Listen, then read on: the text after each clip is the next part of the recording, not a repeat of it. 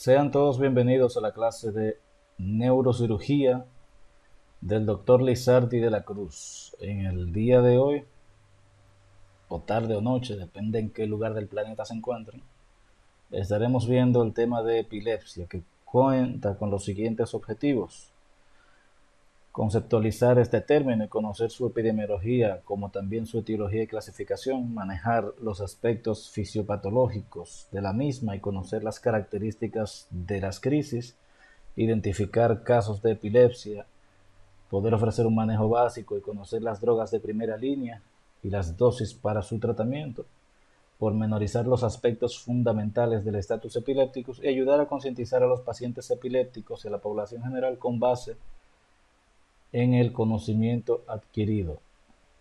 Este es el caso clínico, el cual vamos a dilucidar más adelante. Vamos a empezar definiendo la epilepsia, que aunque la OMS la define como un trastorno cerebral crónico de varias etiologías que se caracteriza por convulsiones recurrentes debido a una descarga excesiva neuronal, la definición actual de epilepsia ya no se restringe a la aparición persistente de crisis epilépticas, sino que la presenta como una enfermedad cerebral implicando la existencia de cualquiera de las siguientes condiciones: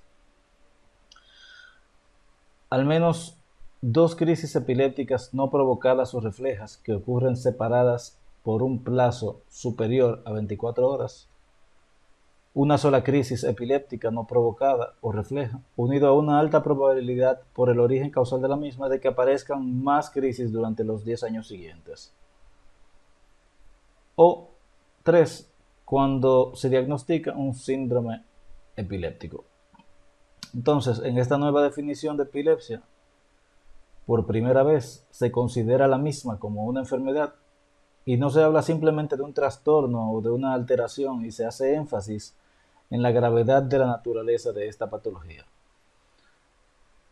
Hablando de la epidemiología, con respecto a la prevalencia, en los países en vía de desarrollo, estos muestran una alta prevalencia en comparación con los países desarrollados, mientras que en los países del primer mundo la prevalencia es de 5 a 7 por 1000 casos por año. En América Latina se encuentran cifras mucho más altas, como es el caso de Ecuador, donde encontramos 17 por 1000, Venezuela 16 por 1000, Perú 12 por 1000, y en otros países en vía de desarrollo, como por ejemplo en Nigeria 37 por 1000, y en Panamá los indios Guainamí fue el lugar donde se reportó una prevalencia mayor en el mundo entero, con 57 casos por 1000 habitantes.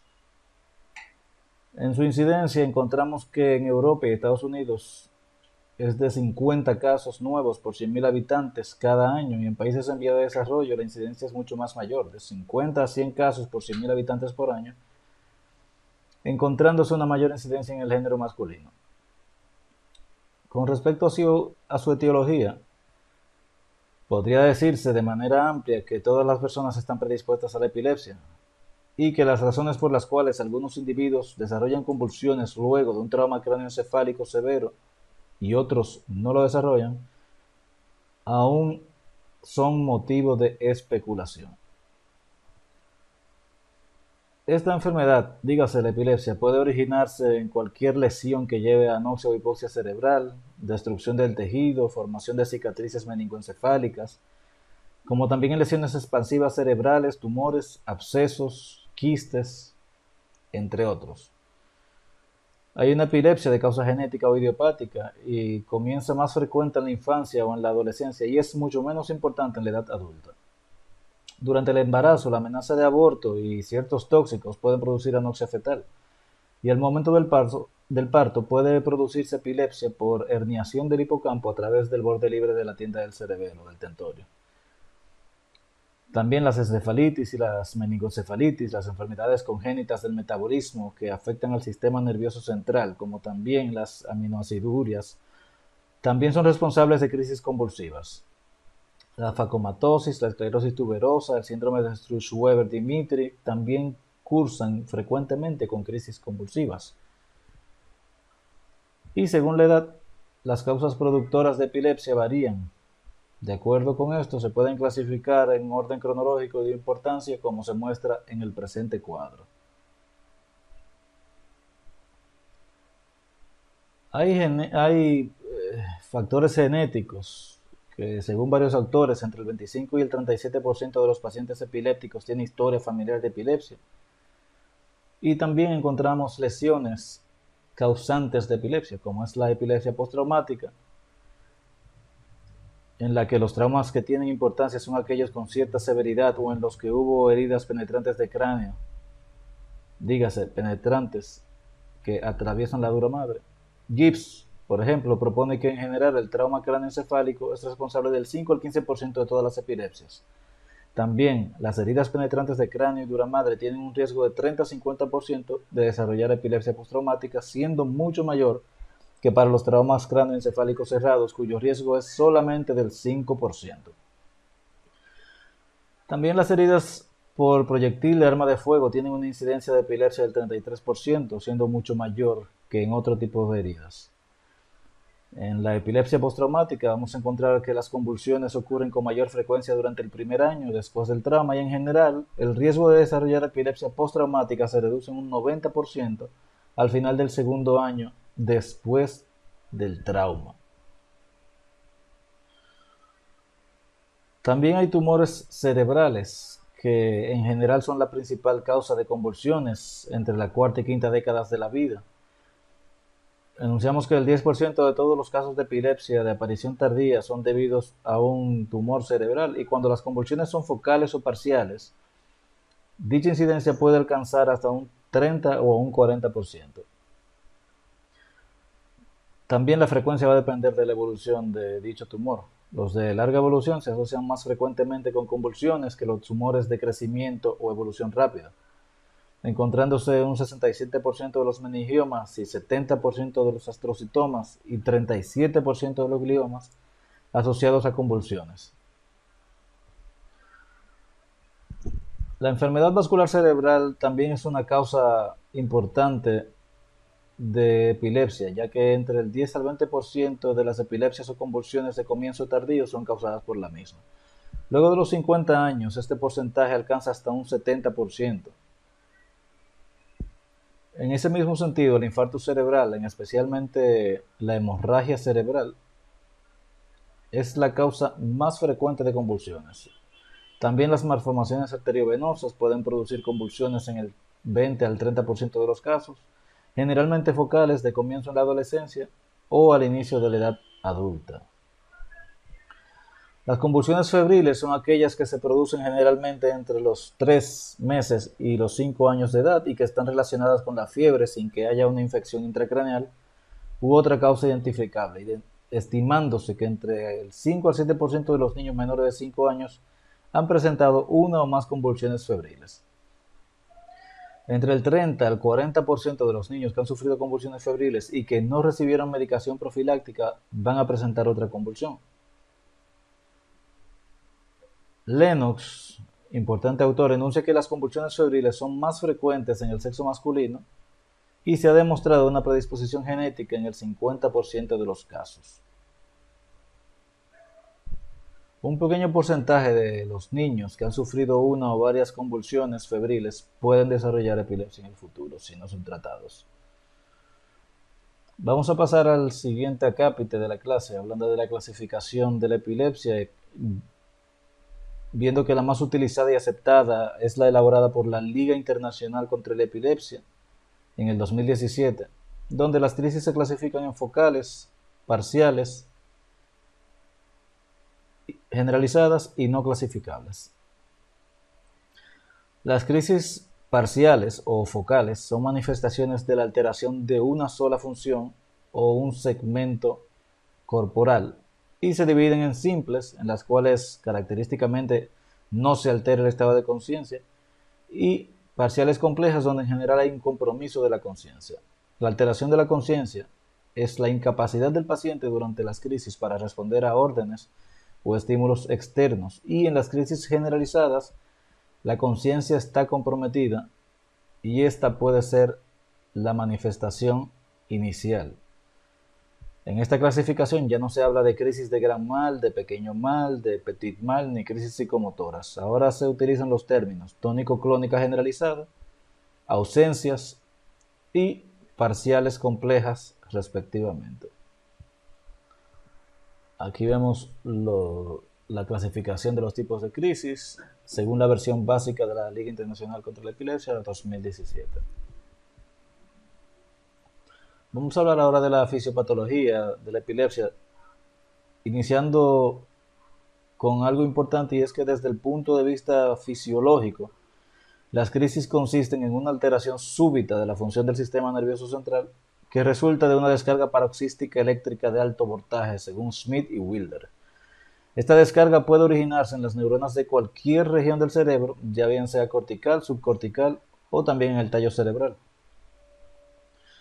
¿Qué sucede? Que la descarga paroxística puede originarse espontáneamente en las neuronas enfermas o en aquellas normales debido a estímulos eléctricos, farmacológicos o fisiológicos como en el sueño normal. Entonces, desde el punto de vista bioquímico, aún no se han aclarado todos los mecanismos implicados en la fisiopatogénesis de la epilepsia. ¿Qué es lo que sucede? Que las neuronas comprometidas en el foco cortical producen en electroencefalograma una serie de descargas periódicas y espigas que aumentan progresivamente en amplitud y frecuencia, y cuando la intensidad de la descarga convulsiva excede cierto umbral, se propaga a las neuronas adyacentes normales a través de las conexiones sinápticas cortas córtico-corticales. Si esta descarga normal permanece confinada al foco cortical, pueden no presentarse síntomas clínicos o signos de convulsión.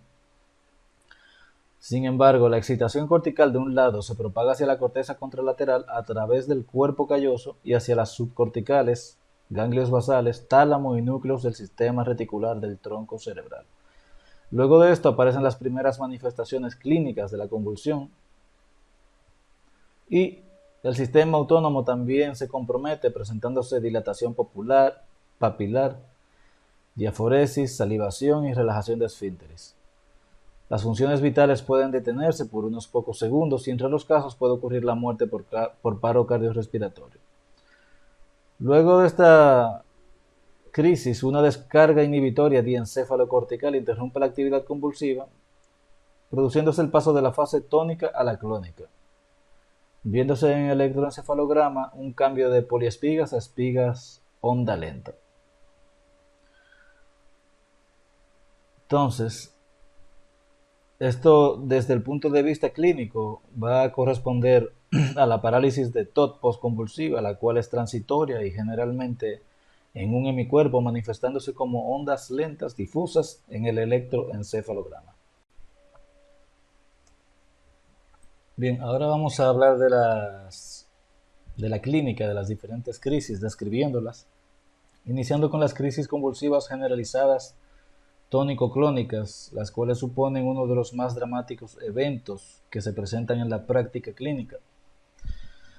El comienzo de esta crisis es fulminante y sin ninguna advertencia el paciente pierde la conciencia y entra en la fase tónica de la convulsión. El aire es forzado a salir a través de las cuerdas vocales, produciéndose un grito o sonido peculiar. El paciente cae al suelo, su cuerpo se torna rígido con hipertonía generalizada, puede morderse la lengua, la vejiga, si está llena, se evacúa y aparece cianosis peribucal y en las manos. Posteriormente sigue la fase clónica, caracterizada por movimientos o sacudidas de todo el cuerpo, en particular de las extremidades. Hay también signos de disfunción autonómica, tales como sudoración excesiva, midriasis, salivación profusa, pulso lento inicial y luego acelerado al progreso de la convulsión. Todo este proceso dura entre 2 y 5 minutos y al terminar la convulsión el paciente queda en estupor profundo. 4 a 5 minutos más tarde despierta confuso, desorientado, con cefalea, con mialgia, síntomas que han sido llamados postictales y los cuales son muy constantes y característicos. En algunos pacientes va a predominar la fase clónica y en otros se presenta solamente una fase tónica, como ocurre en los niños de corta edad.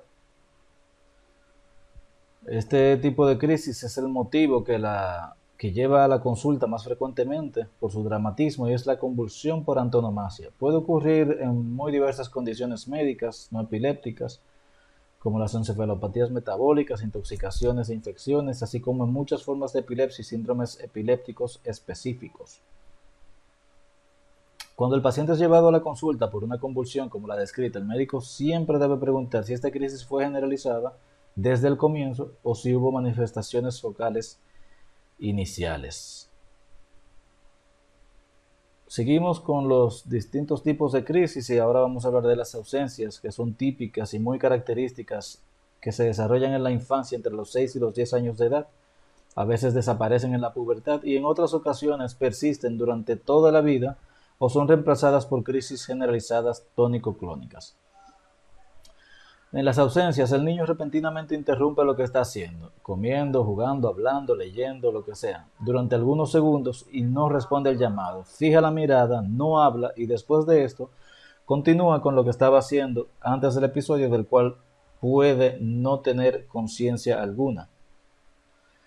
Estos episodios de ausencia son desencadenados o precipitados por la hiperventilación, la cual puede servir como criterio diagnóstico, bien sea durante la realización del electroencefalograma o en el mismo consultorio, solamente necesitándose entre 20 y 30 respiraciones profundas para precipitar una crisis de ausencia.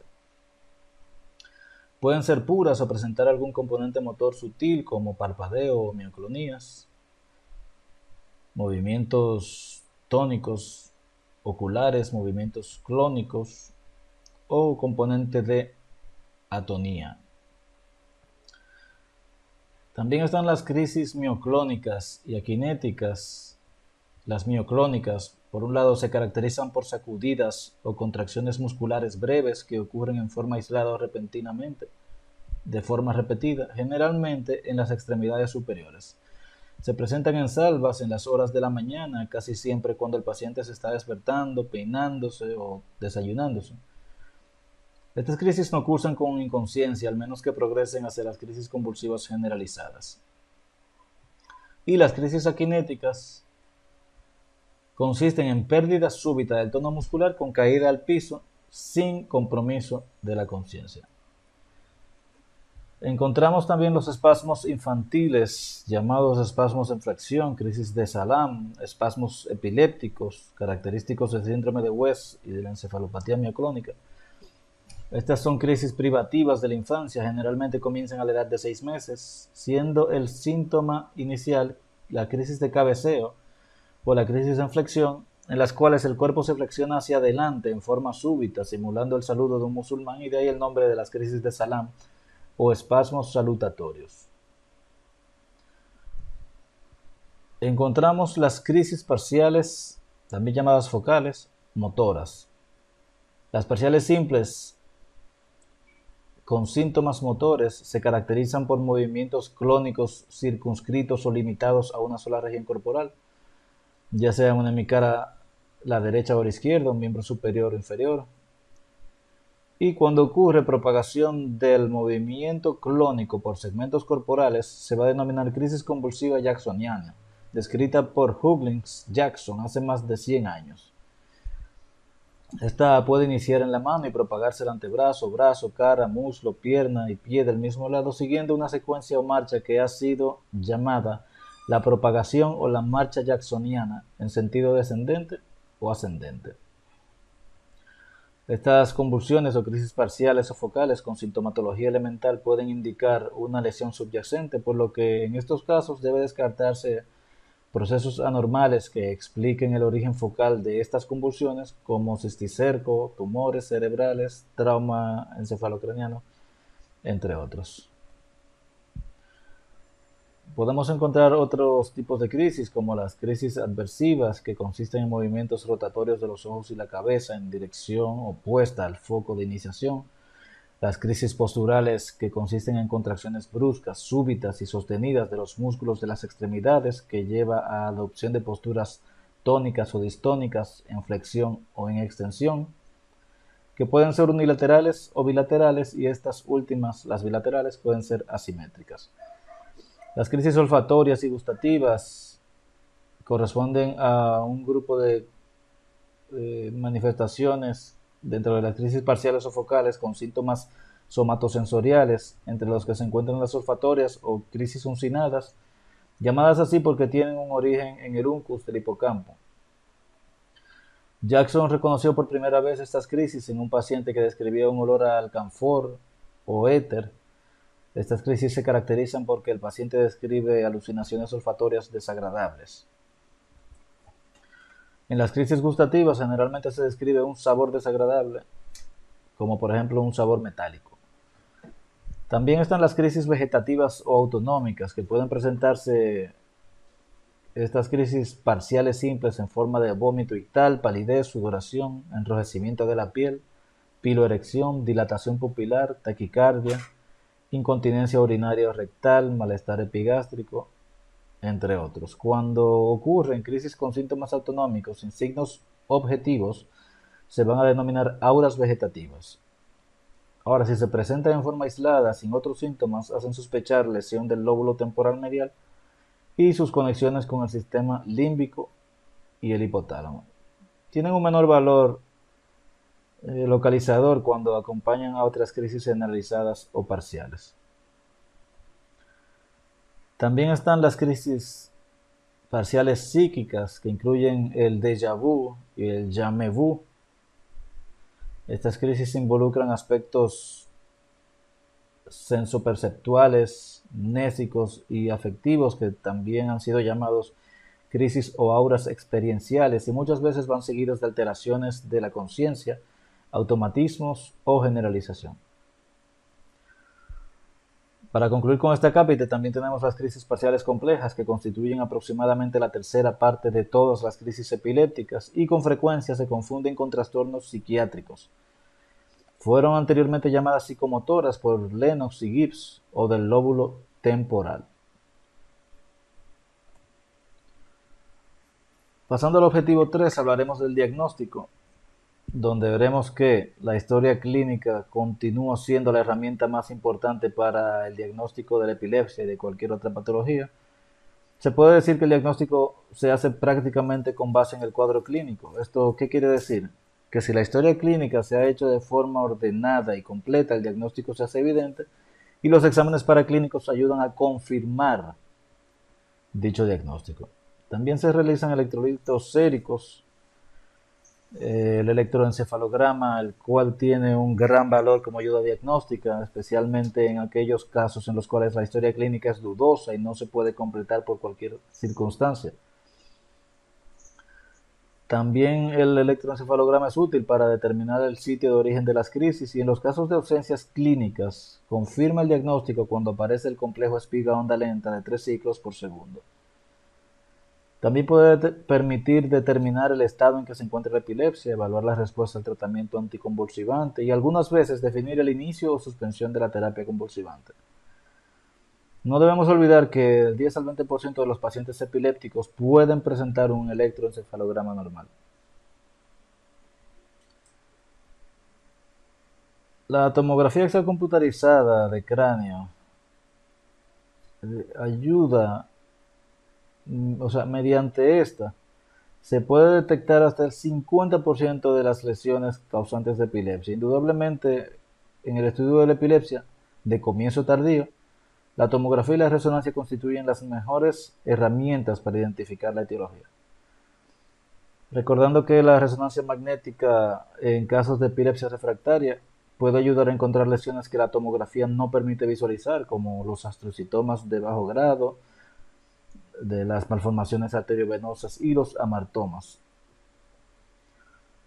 Y en las crisis parciales complejas o en la epilepsia del lóbulo temporal, donde se presenta esclerosis mesial temporal, se encuentra atrofia del hipocampo y señal de alta intensidad en T2 en la resonancia, por lo cual es necesario practicarla antes de la cirugía para la epilepsia. La tomografía por emisión de positrones muestra zonas de hipometabolismo en la región epileptógena en el periodo intercrítico y zonas de hipermetabolismo en los periodos críticos.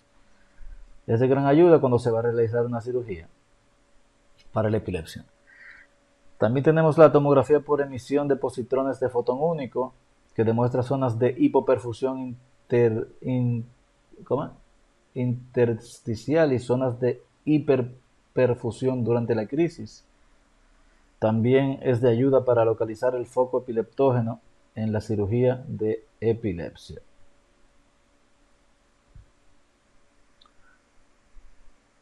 Para el tratamiento de la epilepsia, pasando al objetivo 4, vemos que los principios generales del tratamiento son el diagnóstico correcto, tratar de detectar lo antes posible el trastorno base o la etiología de la epilepsia, selección adecuada del medicamento según el tipo de crisis y la clasificación actual de la epilepsia, instruir al paciente sobre la necesidad de la ingesta regular y diaria de la medicación y controlar y tratar al paciente con un solo medicamento, dígase monoterapia, en dosis que no produzcan efectos secundarios.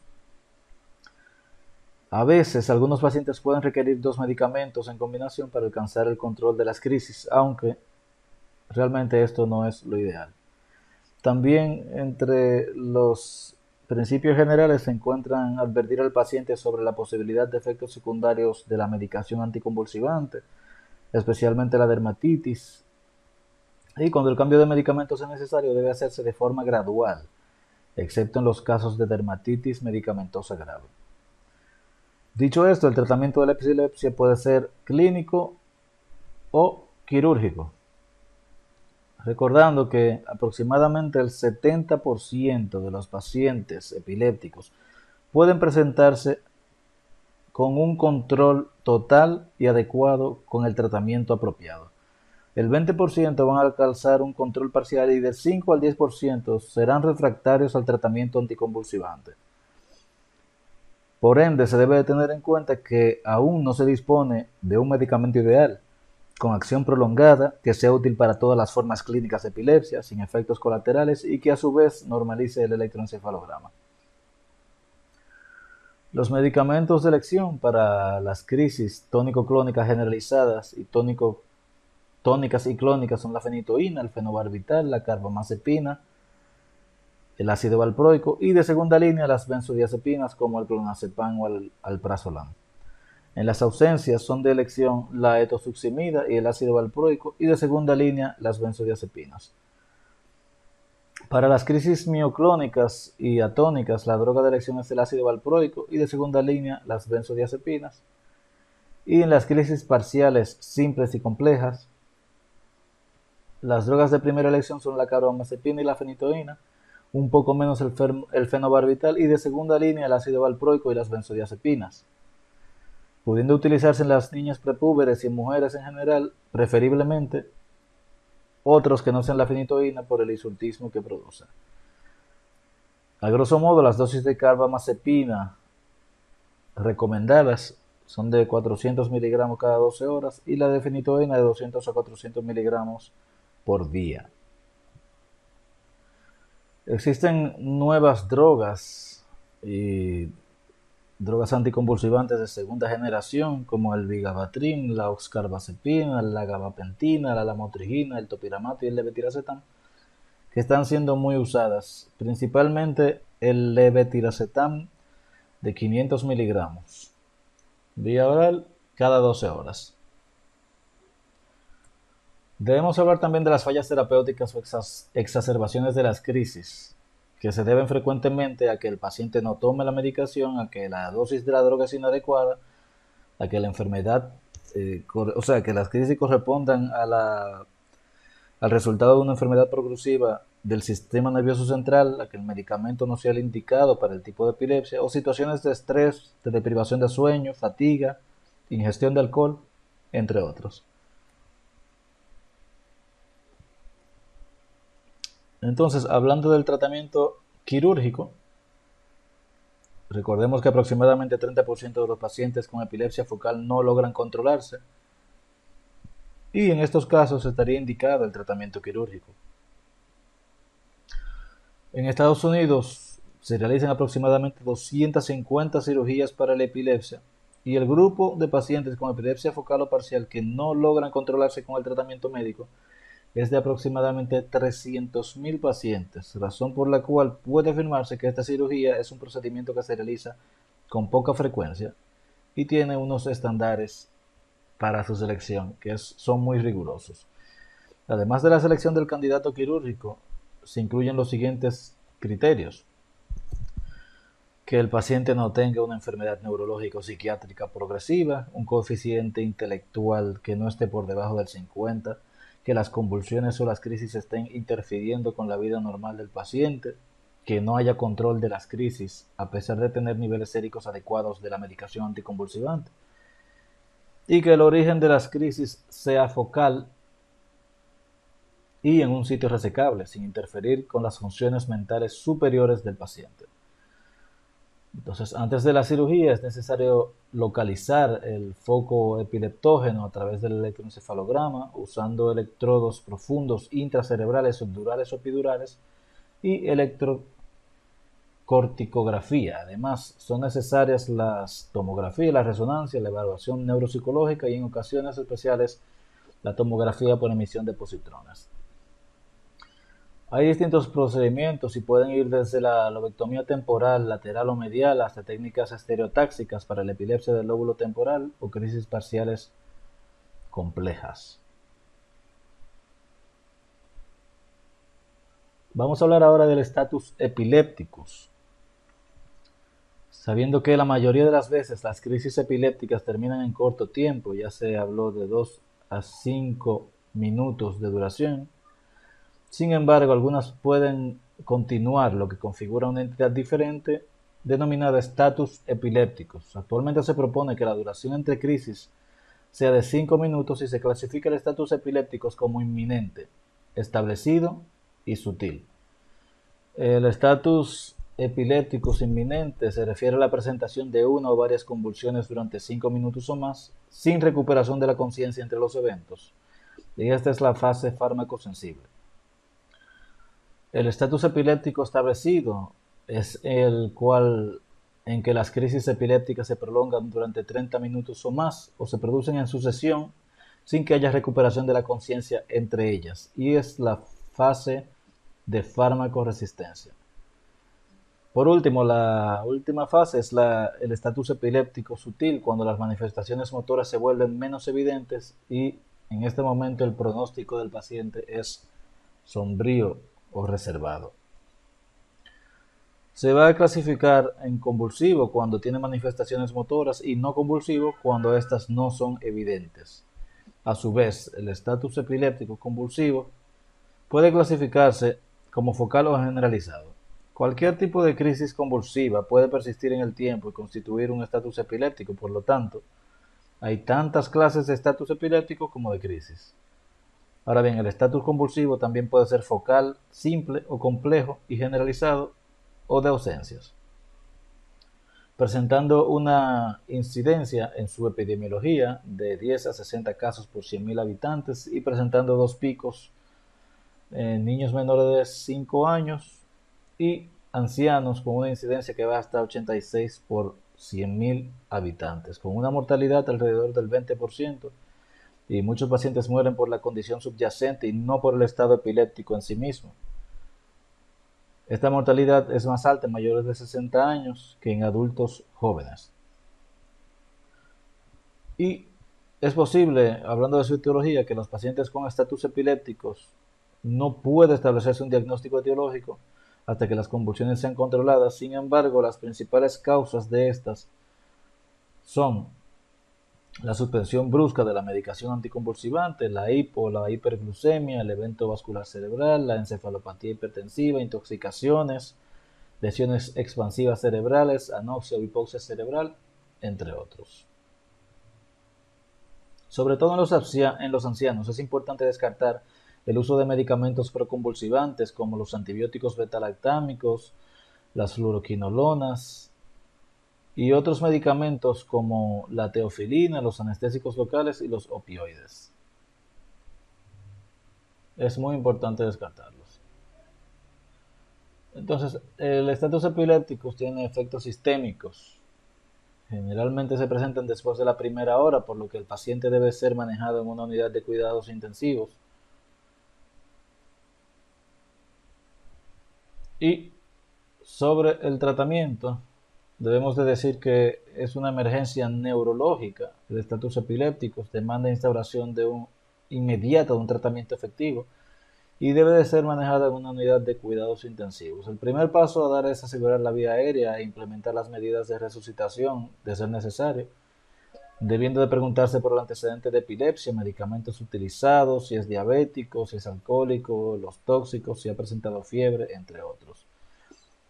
Debe de hacerse un examen físico y neurológico rápido, al tiempo en que se obtiene un acceso intravenoso, y deben de tomarse muestras de sangre para realizar el cuadro hemático, glicemia, ionograma, pruebas de función renal, entre otros, los cuales son fundamentales para lograr una respuesta exitosa al tratamiento que le vamos a administrar al paciente. En este mismo tenor, el estatus epiléptico no convulsivo corresponde a un cambio en el nivel de conciencia o en el comportamiento asociado con descargas epileptiformes continuas en el electroencefalograma. Actualmente, la mayor disponibilidad del electroencefalograma ha facilitado el reconocimiento de esta condición, y el estatus epiléptico no convulsivo corresponde a un tercio de todos los estados epilépticos, con una incidencia de 10 a 41 casos por 100.000 habitantes, y es más frecuente en mayores de 60 años, con una incidencia de hasta 55 a 86 casos por 100.000 habitantes. Hay ciertas condiciones en que la epilepsia tiene importancia vital, como es el embarazo. La mayoría de mujeres con epilepsia puede tener embarazos a términos normales y niños sanos, incluyendo aquellas embarazadas que tomen medicación anticonvulsivante. También se puede realizar la lactancia materna sin inconvenientes, ya que las concentraciones de fenitoína y los demás anticonvulsivantes son mínimas en la leche materna. Solo el fenobarbital y la pirimidona podrían producir sedación en el niño en casos excepcionales. Sobre el alcohol, debe de evitarse la ingesta excesiva de alcohol, ya que puede producir convulsiones, especialmente en el periodo de abstinencia. A los pacientes epilépticos, entonces, debemos de decirle que deben de controlar o evitar el consumo de bebidas alcohólicas, aunque se les podría permitir la ingesta ocasional de pequeñas cantidades en reuniones sociales, insistiendo que no suspendan la medicación anticonvulsivante. En las menstruaciones, en algunas mujeres, las crisis se exacerban, y hablando de los aspectos sociales, decimos que lo que se busca es que un paciente con epilepsia lleve una vida tan normal como posible y con muy escasas restricciones, debiendo insistirse en los padres en que, por ejemplo, si es un niño, que no lo sobreprotejan, que simplemente es una enfermedad, y a los educadores advertirles que estos niños no son normales y que no necesitan una enseñanza especial, salvo en casos excepcionales. De igual forma, los adultos con epilepsia pueden llevar una vida normal, trabajar, contraer un matrimonio, ser presidentes de compañías, solamente deberán observar las restricciones que ya se mencionaron y evitar el consumo constante y excesivo de licor, la deprivación de sueño, entre otros. Sobre la prevención, debemos decir que el médico general debe de esforzarse en dar todas las recomendaciones e informaciones adecuadas y necesarias a estos pacientes y sus familiares para un mejor pronóstico de estos pacientes. Ahora vamos a pasar a un video. En este vídeo voy a hablaros sobre la fisiopatología de la epilepsia. El cerebro es uno de los órganos más importantes del cuerpo humano. Allí es donde procesamos toda la información. Un cerebro sano está formado por millones de neuronas que se interconectan. Estas células se comunican entre sí constantemente enviando señales eléctricas a través de las dendritas y los axones, formando el sistema nervioso. La epilepsia es una enfermedad del sistema nervioso, debida a la aparición de actividad eléctrica anormal en la corteza cerebral, que provoca ataques repentinos caracterizados por convulsiones violentas y pérdida del conocimiento. Normalmente las neuronas generan hasta 80 impulsos por segundo, pudiendo producir en una convulsión epiléptica hasta 500 impulsos por segundo. Esta enfermedad es una de las enfermedades neurológicas crónicas más habituales, siendo en el mundo un total de 50 millones de habitantes los que conviven diariamente con la epilepsia. Pero, ¿qué sucede realmente en el interior del organismo durante el curso de esta enfermedad? Por lo general, ocurre una excitabilidad neuronal, la cual puede ser explicada por medio de 4 mecanismos. Una primera alteración puede ser a nivel del axón, en concreto en los canales del sodio. Durante la transmisión del potencial de acción es preciso una apertura de los canales del sodio, el cual entra al interior neuronal. La entrada del sodio supone la apertura de canales de potasio con la salida de este al exterior y el cierre de los canales de sodio abiertos. Una desregularización de estos canales provoca que continúe entrando sodio, con lo cual se genera continuamente potenciales de acción. Una segunda alteración puede darse en el terminal axonal, en concreto en los canales del calcio. Una alteración estructural en estos canales no permitiría el cierre adecuado de los mismos, una vez ya pasado el potencial de acción, con lo que el calcio continuaría entrando en el terminal axonal. Y, en consecuencia, sería estimulando la exocitosis de neurotransmisores al espacio sináptico, independientemente de que lleguen o no potenciales de acción. Un tercer mecanismo consistiría en un desequilibrio entre los neurotransmisores excitatorios e inhibitorios a favor de los primeros. La llegada de un potencial de acción al terminal axonal estimularía la apertura de canales de calcio. La entrada de calcio a la neurona provocaría la exocitosis de neurotransmisores, pero este desequilibrio implicaría una sobreestimulación de las neuronas postsinápticas. Finalmente, un cuarto mecanismo consistiría en una alteración de los receptores postsinápticos. Estos, en condiciones normales, una vez se les ha unido el neurotransmisor, permiten la entrada de sodio al interior neuronal y se continúa el potencial de acción. Al instante, el neurotransmisor se degrada y el canal se cierra. La alteración funcional consistiría en una mayor afinidad por este neurotransmisor, el cual permanece durante más tiempo en su receptor y consecuentemente provoca una mayor entrada de sodio en la neurona y una sobreexcitación postsináptica.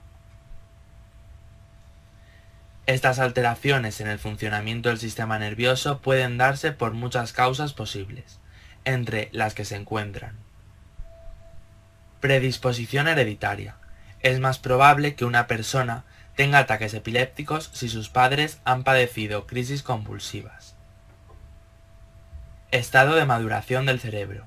Existen diferencias entre las edades pediátricas respecto a la frecuencia de convulsiones infantiles. De esto se podrán deducir que la maduración cerebral por sí sola modifica la frecuencia de una crisis convulsiva. Existencia de lesión cerebral. El cerebro puede sufrir lesiones ocasionadas por todo aquello que pueda alterar el normal funcionamiento del cerebro, como tumores cerebrales, alcoholismo, consumo de drogas, etc. Reparaciones incorrectas. En algunos casos, el cerebro intenta reparar los daños causados, pero puede generar conexiones neuronales anormales.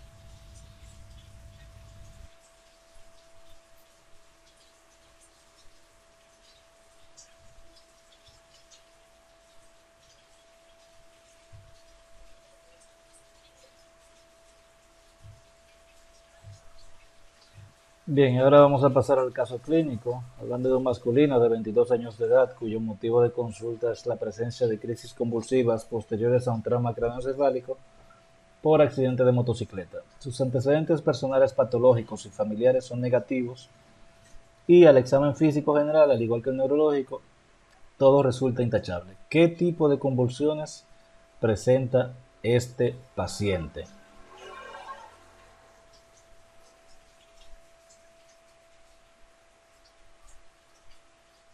Bien, vamos a concluir diciendo que la epilepsia es un trastorno neurológico crónico que afecta a personas de todas las edades y hay aproximadamente 50 millones de personas en el mundo que padecen de epilepsia y aproximadamente el 80% de estos viven en países de ingresos bajos y medianos.